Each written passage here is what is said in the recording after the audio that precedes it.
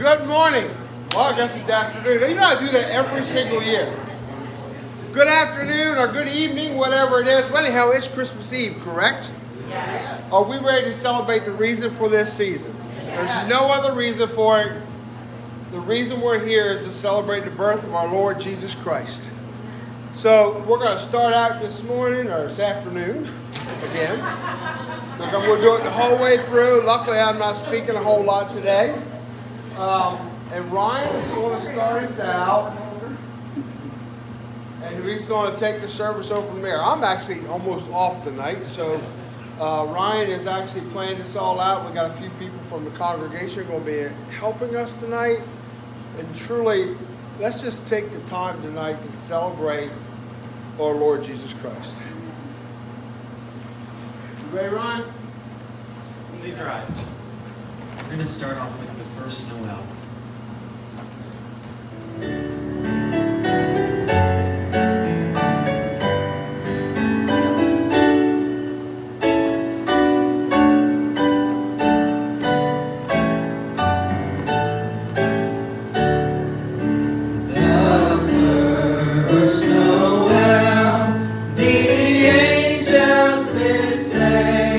Was to certain poor shepherds in fields as they lay, in fields where they lay keeping their sheep on a cold winter's night that was so deep. Noel, Noel, Noel, Noel, born is the King of Israel. They looked up and saw a star shining in the east beyond them far, and to the earth it gave great light, and so it continued both day and night. Noel, Noel, Noel, Noel, born is the King of Israel. And by the light of that same star, 3 wise men came from country far to see for a king was their intent, and to follow the star where'er it went. Noel, Noel, Noel, Noel, born is the King of Israel. You may be seated.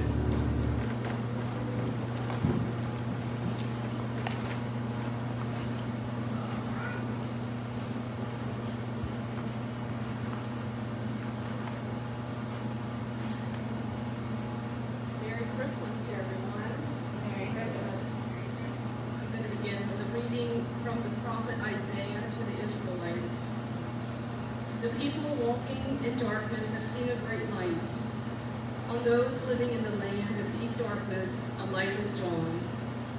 You have enlarged the nation and increased their joy. They rejoice before you as people rejoice at the harvest, as warriors rejoice when dividing the plunder. Whereas in the day of Midian's defeat, you have shattered the yoke that burdens them, the bar across their shoulders, the rod of their oppressor, every warrior's boot used in battle, and every garment rolled in blood will be destined for burning, will be fuel for the fire.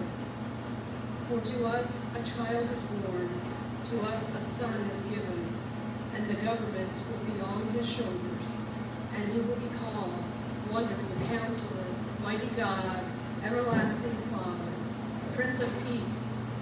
Of the greatness of his government and peace there will be no end.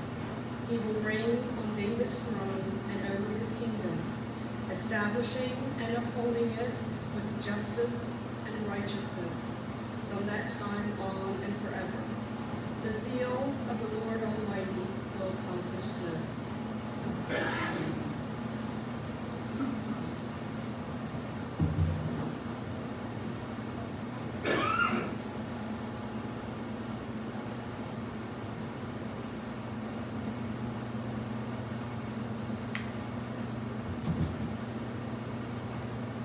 That passage is also often used when talking about the first purple candle, the candle of hope, which is also a hope for us. So that passage gets a little confusing sometimes, I think. And it's because the people of Judah were going through a really difficult time when they were given it. So verses 4 and 5 seem a little confusing, I think, where it talks about, as in the days of Midian, there's going to be this battle, and every warrior is going to be bloody, and their clothes are going to be bloody, and then they're going to be burned as fuel for the fire. And I always thought that was a little weird that we read that at Christmas, because it seems very dark. But this is an event that Israel would remember really well. They're talking about when Gideon led the Israelites into defeat over their enemies. When that event happened, joy and hope radiated through the land. And when they were finished, they took off their bloody garments as a sign that war was over, and they burned them, saying, "We're putting this behind us. War is over. We now have hope for the future." So God is almost reminding these people, saying, the war is coming to an end when my son, Jesus, comes. So this is a great hope for these people. This is a great hope and a great reminder to them that their fight with sin will also be over when Jesus comes. So that's a great hope that we can keep for Jesus' second coming.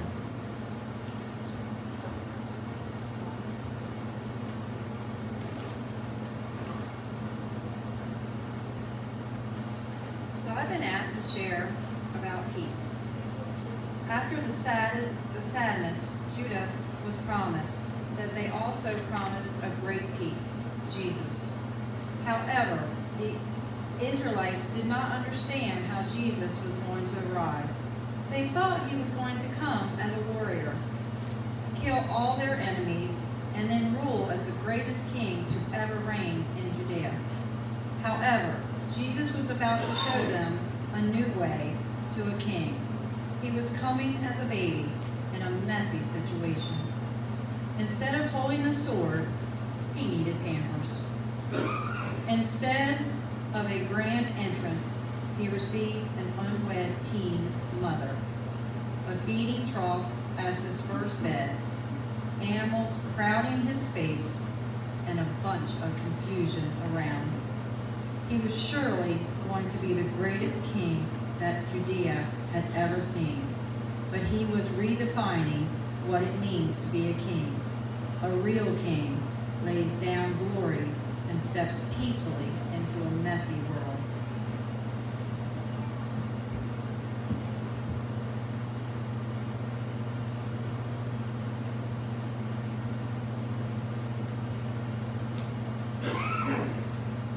Please rise.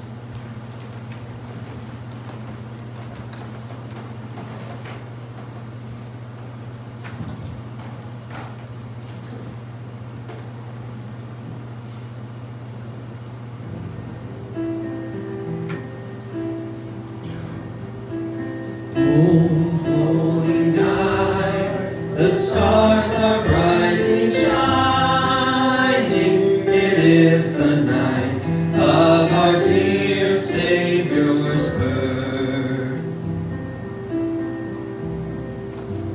Long lay the world in sin and error pining, till he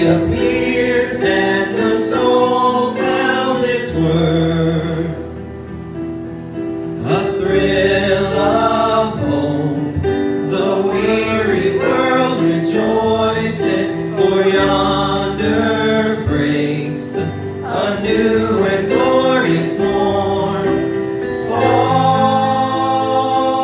on your knees. Oh, hear the angel voices. Oh, night divine, oh, night when Christ was born. Oh, night divine,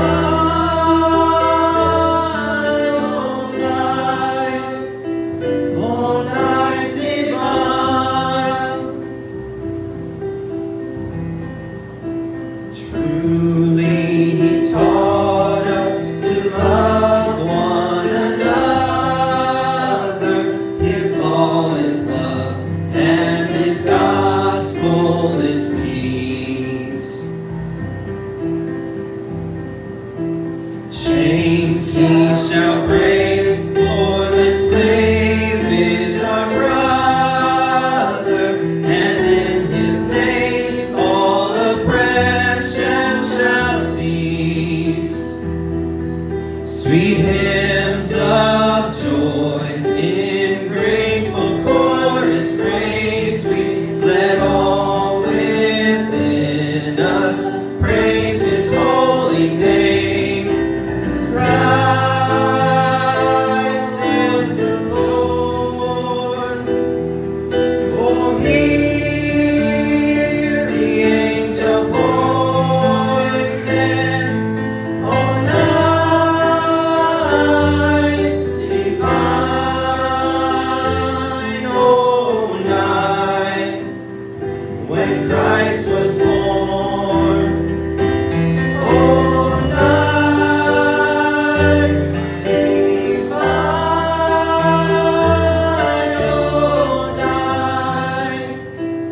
oh, night divine.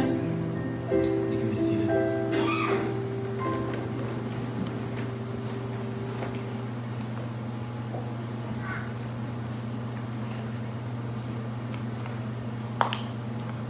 So the next candle was the candle of faith, which has also been called the candle of love.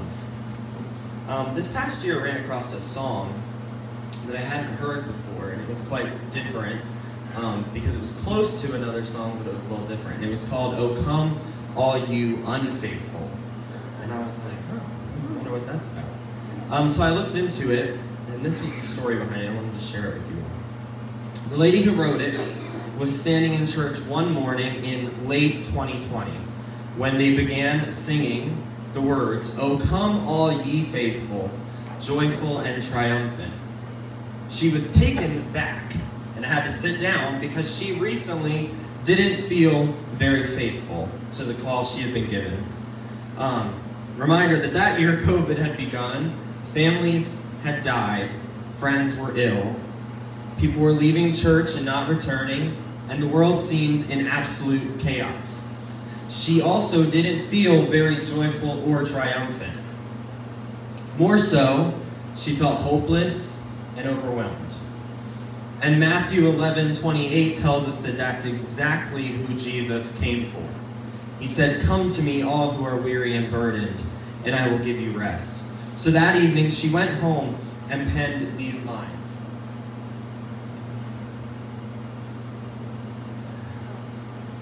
"O come, all ye unfaithful, weary and heavy laden. Fly to our King of angels, forgiveness is your haven. Christ was born, Christ was born, Christ was born for you. O come, all ye destitute, broken and ruined by sin. Behold God in fierce pursuit, chasing and hemming you in. Christ was torn, Christ was torn, Christ was torn for you. We adore you, bow before you, come and undo our hearts today." And that was kind of the inspiration behind this song.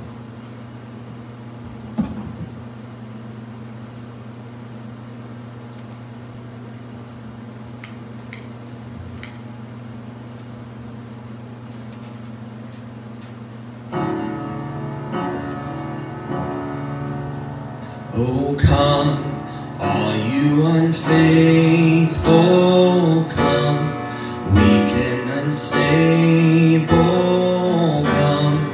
No, you are not alone. Come, barren and waiting ones, weary of praying, come, see what your God has done. Christ is born, Christ is born, Christ is born for you. Oh, come, bitter and broken, come, with fears unspoken, come, taste of his perfect love. Oh, come, guilty and hiding ones, there is no need to run. See what your God has done. Christ is born, Christ is born, Christ is born for you. Christ is born, Christ is born, Christ is born for you. So come, though you have nothing, come, he is the offering, come, see what your God has done. Christ is born, Christ is born, Christ is born for you. Christ is born, Christ is born, Christ is born for you.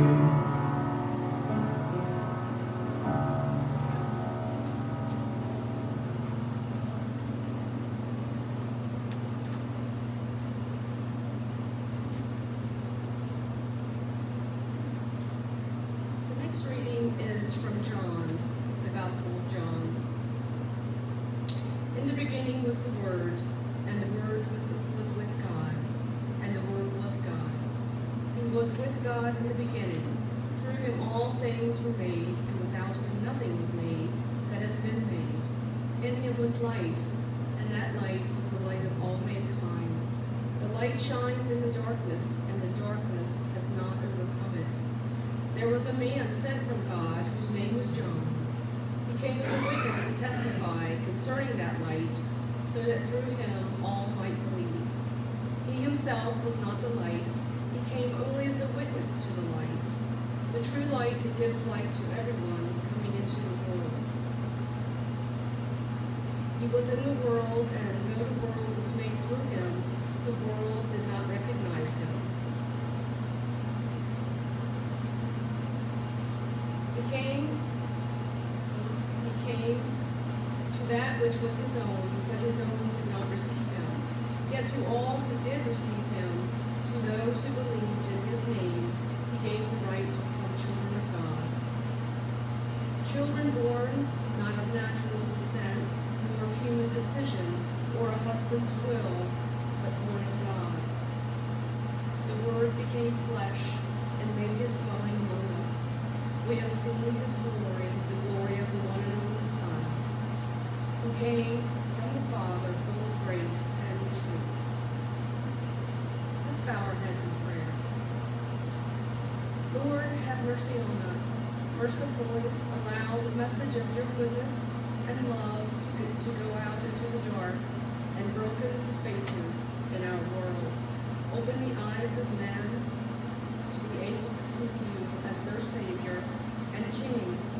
Bring revival into our churches, into the hearts of those searching from their homes, and let your peace bring needed relief to the relentless fear our world is captured by. We thank you for the gift of your Son. Amen. Amen.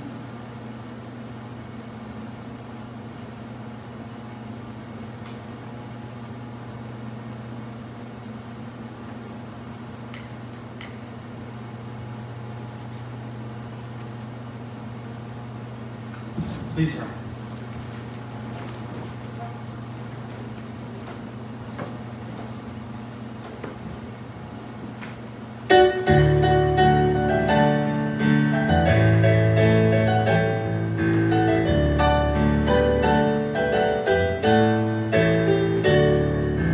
Joy to the world, the Lord has come. Let earth receive her King. Let every heart prepare him room. And heaven and nature sing, and heaven and nature sing, and heaven and nature sing. Joy to the world, the Savior reigns. Let men their songs employ, while fields and floods, rocks, hills, and plains repeat the sounding joy, repeat the sounding joy, repeat, repeat the sounding joy. No more let sin and sorrow grow, nor thorns infest the ground. He comes to make his blessings flow, far as the curse is found, far as the curse is found, far as the curse is found. Fills the world with truth and grace, and makes the nations prove the glories of his righteousness, and wonders of his love, and wonders of his love, and wonders, wonders of his love. Please be seated.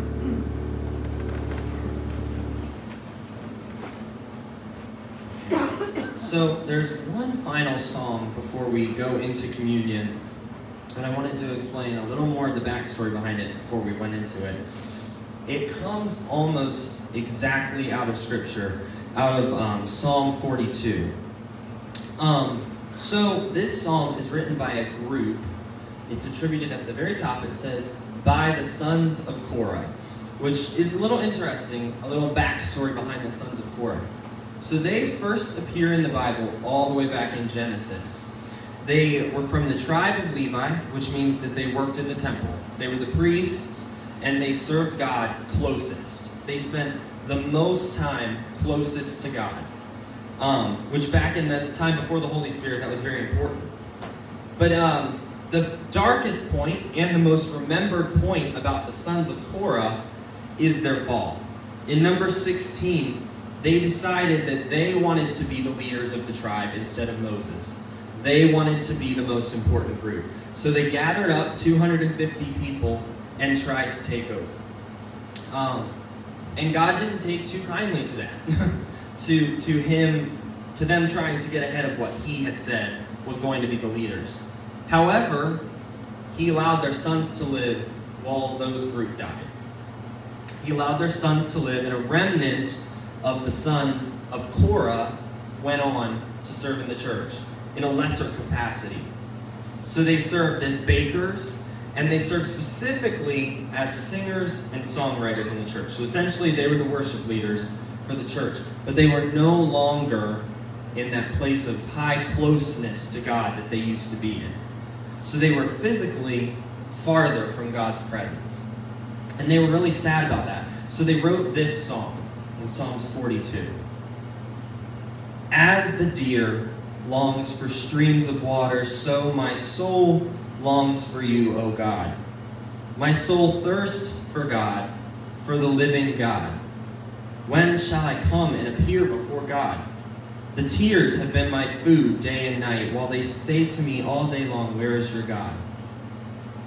These I remember, and I pour out my soul within me, that I would go with the multitude. I led them in procession to the house of God, with a voice of rejoicing and thanksgiving, a crowd celebrating a festival. So this is talking about how they're absolutely heartbroken.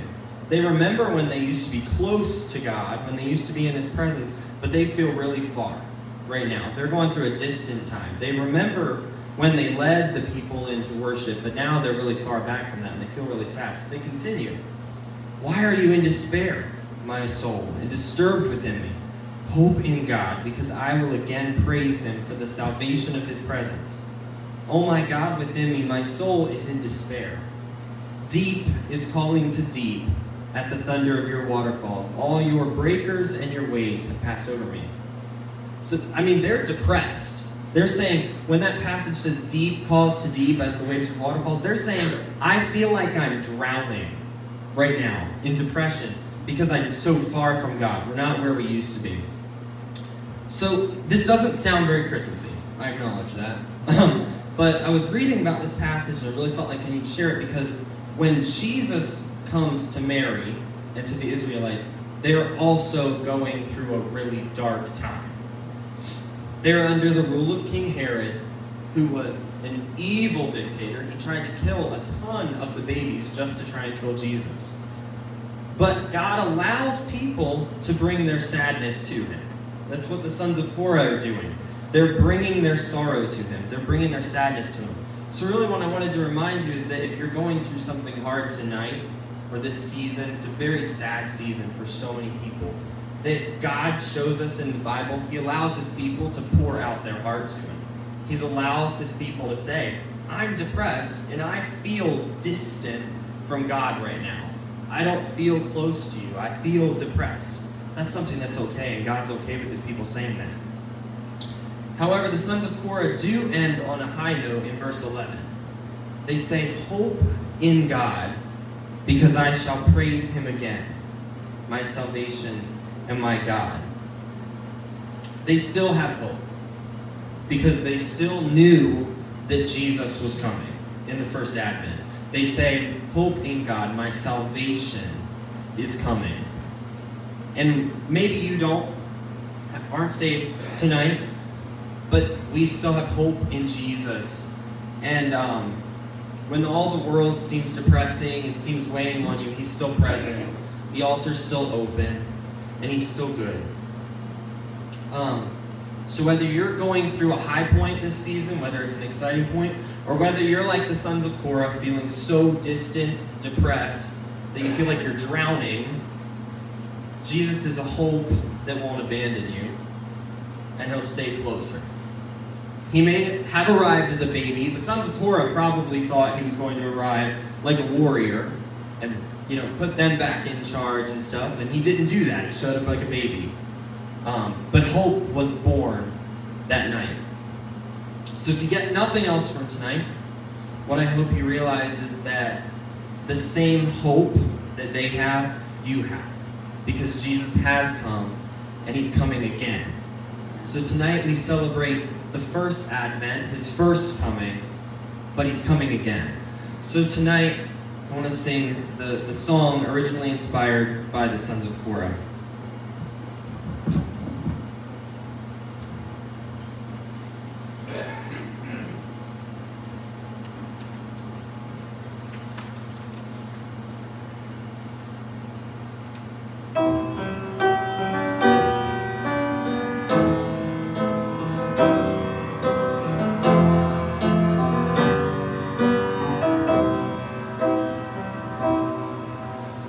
As the deer panted for the water, so my soul longeth after Thee. You alone are my heart's desire, and I long to worship Thee. You alone are my strength.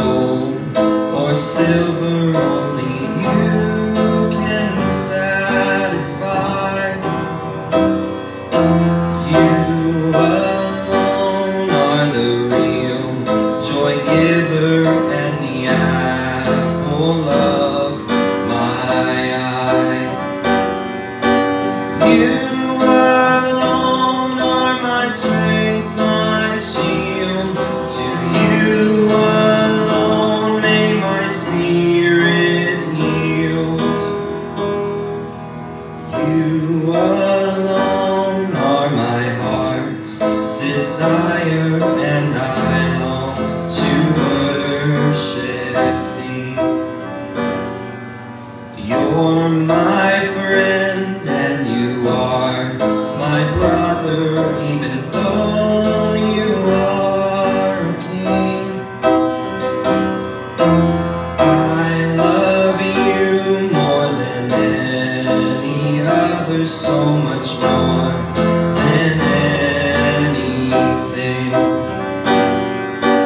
You alone are my strength, my shield. To you alone may my spirit yield. You alone are my heart's desire, and I long to worship thee. You alone are my strength, my shield. To you alone may my spirit yield. You alone are my heart's desire, and I long to worship thee.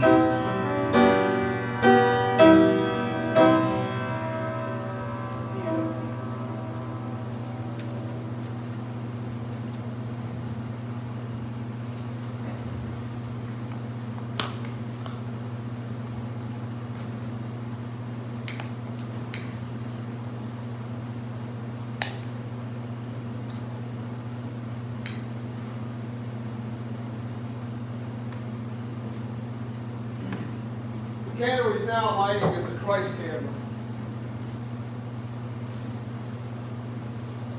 Scott, if you come forward, and Jody, you'll take communion first.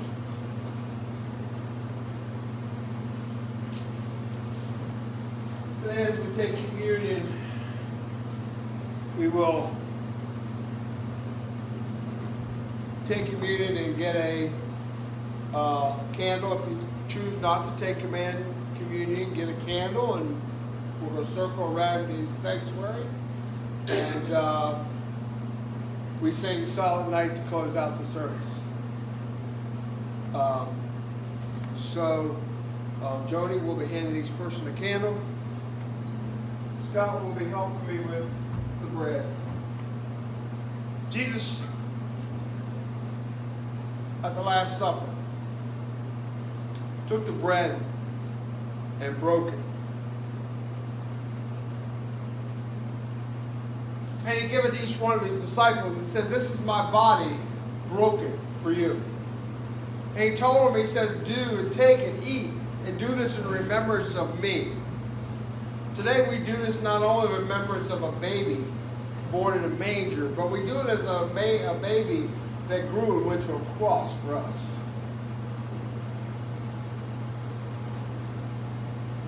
This is the body of the Lord Jesus Christ, broken.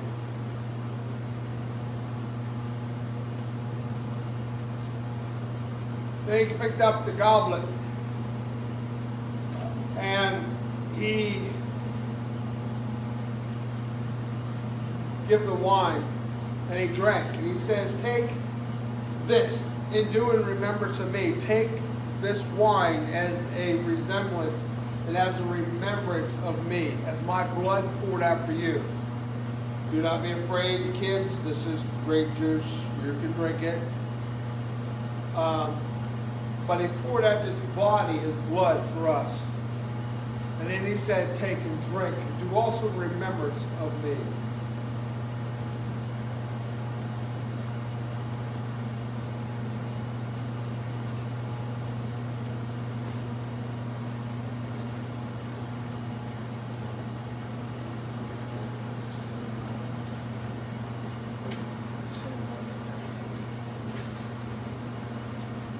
Come and take the sacraments of the Lord in remembrance of a God that gave himself for us.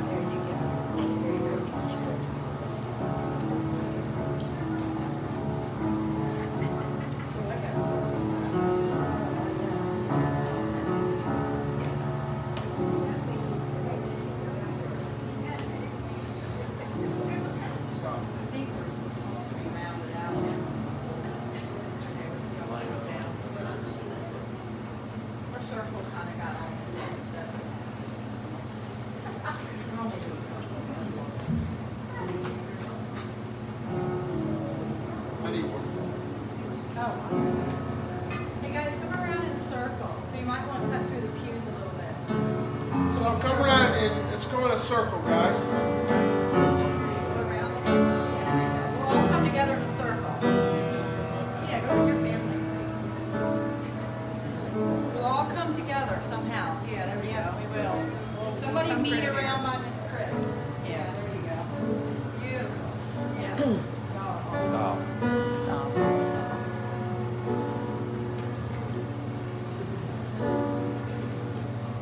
We take the candle and we light the candle off the Christ candle we just lit, representing our Lord Jesus Christ. And I'm going to light this candle.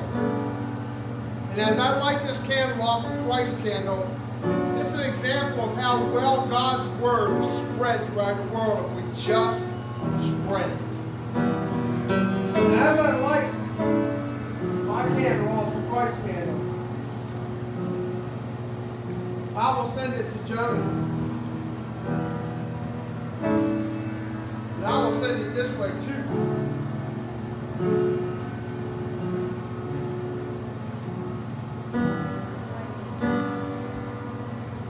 And just shed that the whole way around.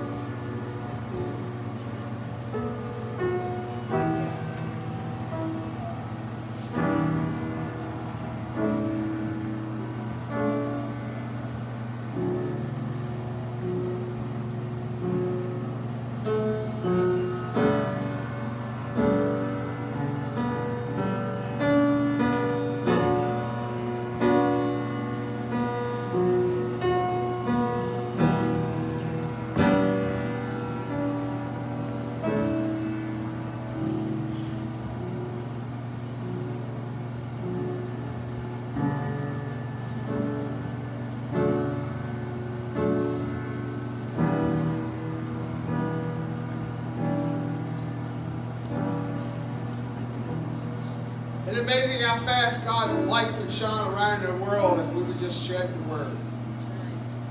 How much light it brings off. Let's take Silent Night. Ryan's going to start us in it.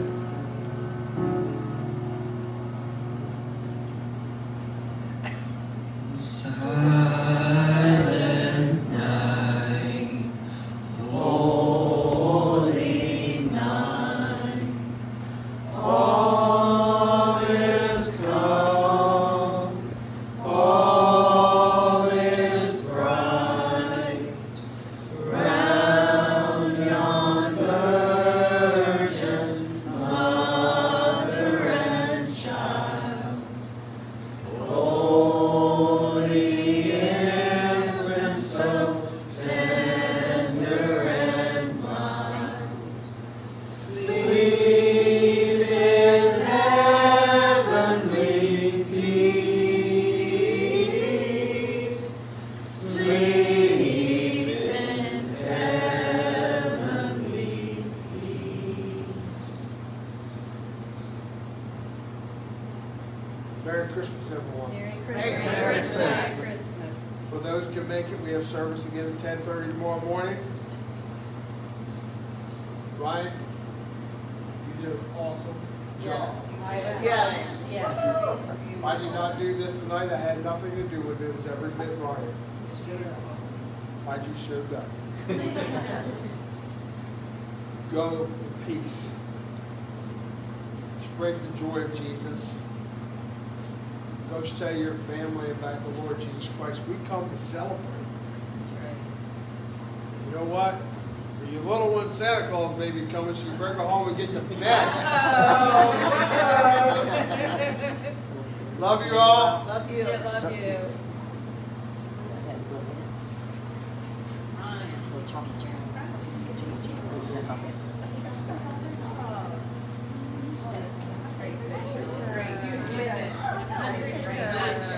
You got the basket? We'll put them all back. Doing late, bud. Get the candles back in the basket if you would, please, so we can use them again next year.